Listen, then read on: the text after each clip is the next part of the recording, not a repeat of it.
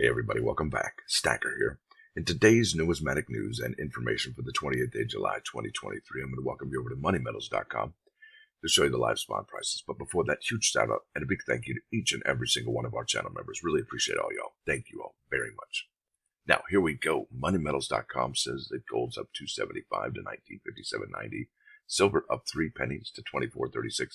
Platinum up $1.79, 51.70, and palladium down 11.20 to 12.82.30. You're looking at an in-stock American Silver Eagle. The ask over here for this particular product is $38.35 less the silver ask price. You're looking at $13.98 premium. And well, did you see what happened to gold, silver, platinum, and palladium yesterday? Yeah, it took a hit, but look at that. It's bouncing back this morning, so that's kind of interesting. Now, we have 2 more days, including today, for the United States Mint to, add to the bullion sales for the month of July, and we are not finding any kind of real numbers here this month. It's just incredible. So like I said, we have 2 more weekdays left, today and Monday, and then Tuesday, I believe, is August 1st. So that should be pretty incredible with this light month. I mean, I don't even know when the last time we didn't have any fractional gold that was sold at the United States Mint. Now, this is a channel member story, and this is called Solve It 7. This is out of News 7 Boston. Collectible coin refund by Brandon Gano. And this is dated July 26, 2023. There you go. Look at that. You know what that is. That looks like a half-ounce gold coin is what that looks like. It says here a local man ordered a collectible gold coin worth thousands of dollars. But when he didn't get what he paid for, Solve It 7 helped him cash in. Brandon Gano has the story. I love the beauty of it and the satisfaction of collecting, Barry said. Barry's excitement shines like the coin he collects. Now it says here, a 1926 standing Liberty quarter. It's known as one of the most beautiful coins ever minted, Barry said. Now, Barry's fascination started when he was young. The first time I started collecting coins, he says, he had a paper route when he was 10 years old. And he still loves collectibles like the books and records he sells at his Newton store, all right? He's an avid collector of everything. Well, Barry recently purchased a 1-ounce gold coin for more than $2,800 from the United States Mint. All right, he was very excited about it. He had to go to the computer at exactly 12 o'clock noon on March 30th because these sell out quickly. Look, we all know that. So obviously he is well-versed with the U.S. Mint drops, all right? But Barry was shocked when the coin arrived. It was not the coin that I ordered, Barry said. I was horrified. Could you imagine not getting the coin you paid for? That's a lot of money. The coin he received is worth about half as much as the one he purchased. So he called the Mint to return it and get the one he wanted. Now, how many of us have experienced this? And if you have, well, maybe we need an advocate on our side. It says, no, they can't do that. They're all sold out, Barry said, when he wanted to return it. Barry was willing to keep the coin if he got half of his money back. It's a nice coin. It's just not worth what I paid for it, Barry said. He says he tried for months to get his refund. It was very frustrating, Barry said. I added that very part. So he reached out to Solve It 7. Now, we contacted the Mint, and a representative told us, thank you for bringing this to our attention. Like Barry didn't. We're connecting with the customer to resolve this. Soon after, Barry got his $1,400. Thank you. Thank you very much, Barry said. Now he can get back to collecting his money and his music. Now, it says here, if you have a problem, go Solve It 7, Barry said. They will solve it. Yes, Barry, thank you. We sure try. Now, it says here, if you need help with the problem, give us a call at that number or email us at that email address. Folks, what does this say? All right.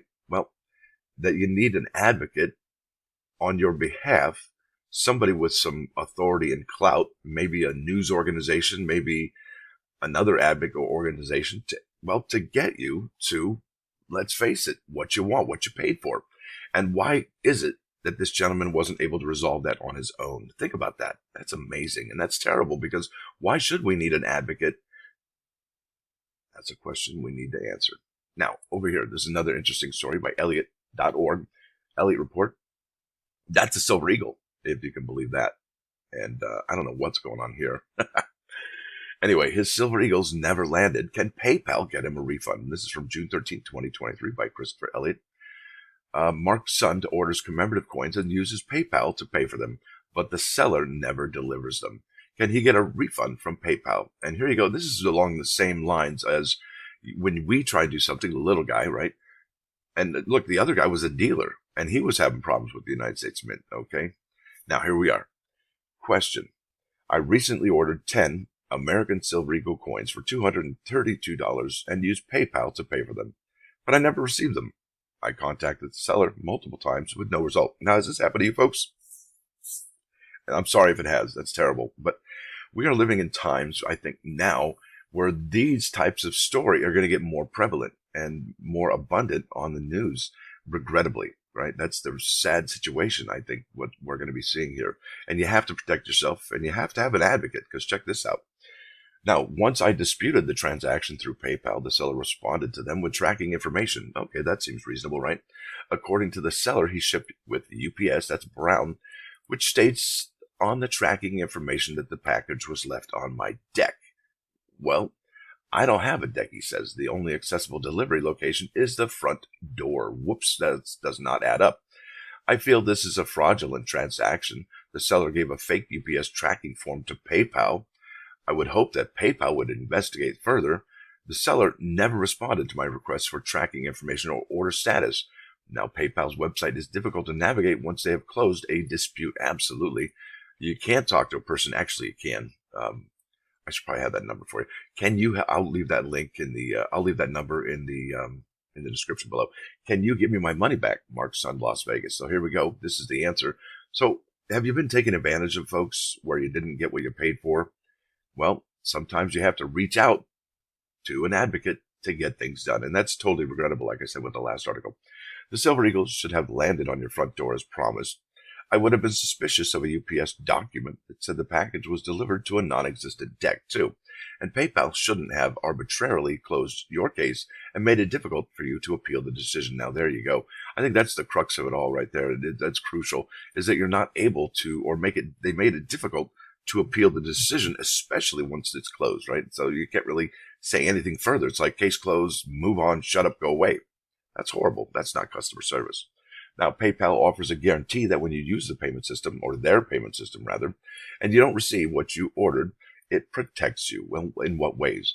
It should have fully investigated your claim, found the tracking number, and verified the delivery. Instead, it appears PayPal dismissed your complaint. And really, I mean, what extent of an investigation can PayPal ultimately, proceed with? I mean, how far? What are their powers, right? Now, my advocacy organization receives a lot of questions about PayPal's complaint system. As far as we can tell, the system is almost completely automated and arbitrary. Yikes, that's scary. Maybe an AI handled. Oh, goodness, that's not good. Or should I say mishandled your case? Now, folks, I don't know about you, but I am not happy or not satisfied or not okay with AI controlling our lives, or maybe making decisions for our lives, because let's face it, there is no one case that is, what am I trying to say here? It's not a one-size-fits-all solution. And I think AI, there's certain parameters that it's given and certain things that it has to consider.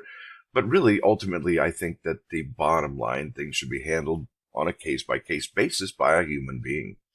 Now, it says here, there actually is a way to appeal your case. It says, you can send a brief, polite email to one of the PayPal executives I list on my consumer advocacy site, Elliot.org. Now, folks, do you really want to reach out to the PayPal executives? Absolutely, if you didn't get what you want, right? Do it. Don't be afraid. Now, it has a responsiveness rating of 3 out of 5. That's kind of poor, actually, which is just okay. It's not okay, actually. I mean, if you extrapolate that, what's that? Is that a D? A D grade? If we extrapolate that to 100, what is that going to be? Which is just okay. I guess D stands for diploma. I don't know. I might get downgraded if we get many more complaints like yours. I contacted PayPal on your behalf. A few weeks later, I heard back from you.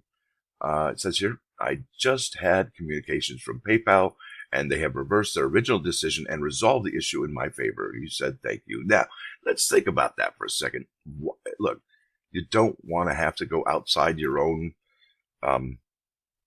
resources, but sometimes we have to, and sometimes it's uncomfortable, and sometimes we have to get other outside people involved in our problems. Isn't that terrible? But let's look at it realistically. 2 heads are better than 1, or maybe even 3, or maybe even a company or a corporation like a news outlet or Elliott Report on Elliott.org well, they can pressure and make them look bad. And that's really, I think, ultimately what it boils down to is it makes them look bad. That's why the news story was able to get the Mint to activate, right? I mean, just think about that. They don't want to look bad. They want to save face. And I think ultimately that's what it boils down to. Now let's head over to the plus ones. Bam! This is Proverbs 28:5. Men of evil will not discern their inevitable judgment, but those who seek the Lord will understand all. Yep. Now, I think what that means to me is that evil people are not really able to see the truth of their situation or their predicament. However, I think good folks will. And this follows up on yesterday's video about how, well, oh gosh, I already forget what it was, but I'm sorry. The fact is, when you're able to see the situation, good folks will, and that when you see the first sign of bad things going on or things kind of going south, that's immediately when good folks should start praying and making a change for the better. Now that's that. I did get it. I remembered. Yay me. Now let's head over to 99.9 KOIN Coin News Radio. This is Roundabout, and it's got that full-bodied sound over here. I was jamming to it, and I was like, oh my gosh, I got to do the video. But anyway, this is off yesofficial, and it is an awesome jam. I'm not huge on Ian Anderson, but this is an amazing song, and if you're into harmonics, well, this might have a little something for you. There it is, folks. I want to thank you all for watching. Thanks for dropping by. Don't forget to hit that like button. And if you do like what you heard, please sub the channel. It's free. And please consider joining, being a member. It's $1.99 a month. That's a cup of coffee per month. That's really not that much. And if it is too much, I apologize for asking. And I hope your situation improves rapidly. Stacker out.